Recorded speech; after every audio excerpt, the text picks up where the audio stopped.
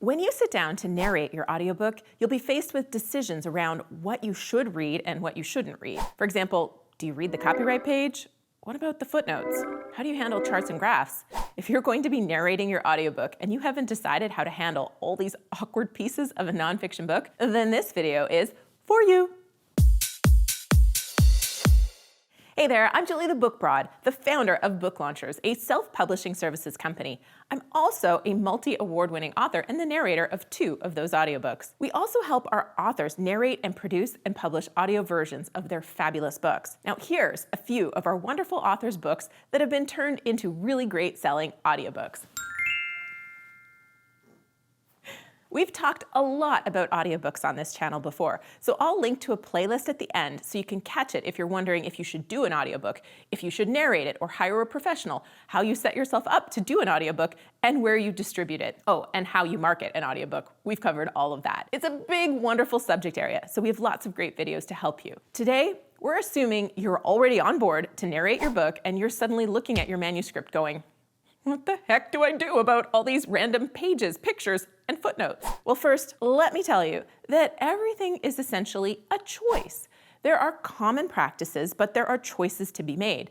The time to make those choices, though, is before you sit down to record your audiobook. I've talked about that before. Going through your manuscript to spot words, which are usually names of people, places, or things that might be hard to pronounce, and prepping that in advance, as well as going through and adding commas or places to breathe.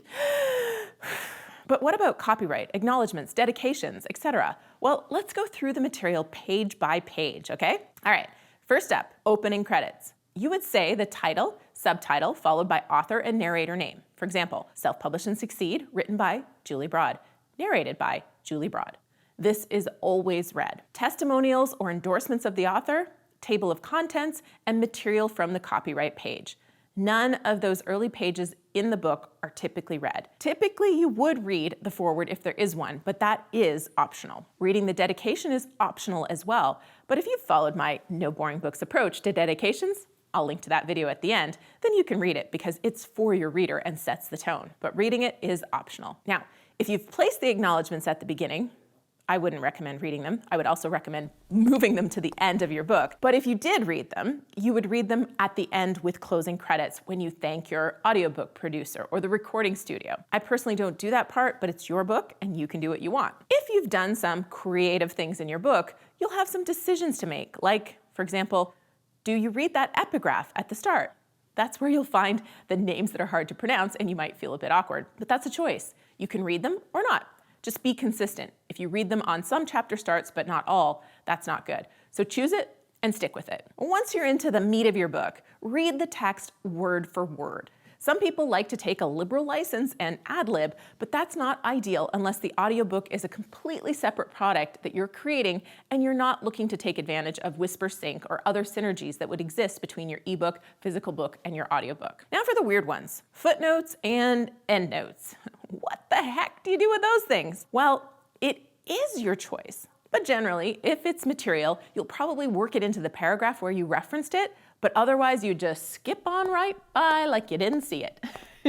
Now the endnotes, nobody is gonna sit there while you read through a page of endnote material, nor would that be remotely fun to read, so skip it. But what do you do about reference material, like graphs, charts, and images? Again, this is your choice. Have a listen to an audiobook in your category that has references and see what they did for inspiration and comparison. Your listener will likely be familiar with the practices of top sellers in your category, so doing what they do is a safe choice. And there really isn't an industry standard here, so it does come back to your choice. What I do is reference the chart or graph and then offer up a resource page on the website where the materials can be accessed.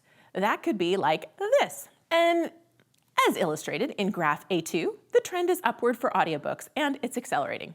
Visit selfpublishandsucceed.com to view the chart and download other valuable resources. No, that's not real. You won't get those resources there. You will get an opportunity to buy my book though. Then just carry on with the text. If you have cartoons or other sort of fun imagery, you can just carry on and disregard its existence. I personally like to send people to a website to download or see the missing references, but ACX also allows you to upload a PDF of these materials. It can be single file, not single file, a single file.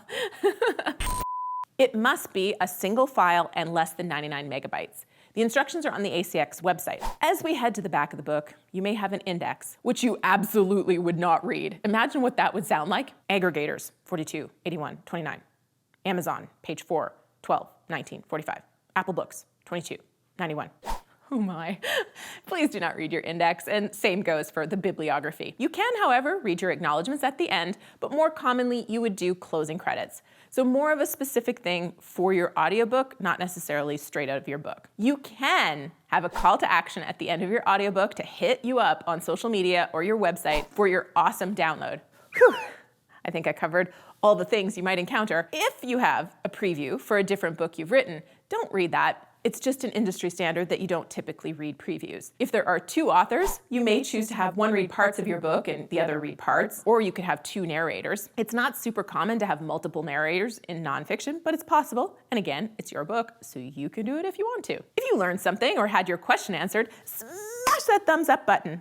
Oh wait, music. We get asked this all the time. Can you or should you include music in your audiobooks? Well, once upon a time, music was common at the opening and closing of audiobooks. These days, the audiobook files tend to be music-free. That said, you could include music, but here's some words of warning. Number one, make sure you have the license to use it for the very purpose that you're using it for. Be careful and conscious to make sure you have the rights for use in the audiobook. Number two, the music must be properly edited so that it's at the same levels as the narration. I've covered some of the audiobook specifications before that make professional editing and mastering invaluable. And if you're including music files, it will become even more essential, or you'll end up in the never-ending cycle of upload, rejection, revise, upload, reject. Quite a few people go through that. Number three, you would typically only use music at the opening or closing of the book to set the tone and close it out. Some people want to include it throughout, but it can be jarring to a listener because it's not common. Kind of like sound effects. It isn't received very positively by listeners. They seem to prefer high-quality narration. I'll just give you an example. It's fiction, but check out the reviews of Grapes of Wrath audiobook, which had a harmonica play between chapters. This book gets hammered in the reviews for little else but that harmonica. Also, straight from the ACX website for Audible submissions on music, we do not recommend adding music to your audiobook, as Audible audiobook listeners have told us that music can be a distraction when it comes to audiobooks. Additionally, adding music files can also cause WhisperSync for the voice feature to fail. So overall, I would avoid it unless there's a really, really important and relevant reason for adding it. Oh boy, okay, there is a lot to think about when it comes to audiobook production. Make sure you subscribe to the channel and turn the notifications on for the latest on audiobooks and, well, all things nonfiction, writing, publishing, and promoting. Plus, then we can become besties, and I send my besties #NoBoringBooks swag. Cool, right? Okay, now if you're still trying to figure out what the heck an epigraph is that I mentioned earlier, don't worry, I got that for you right here. And as promised, let's make sure your dedications and acknowledgments are up to the #NoBoringBooks standard. Check that out right here. Oh, and that audiobook playlist I promised, right here.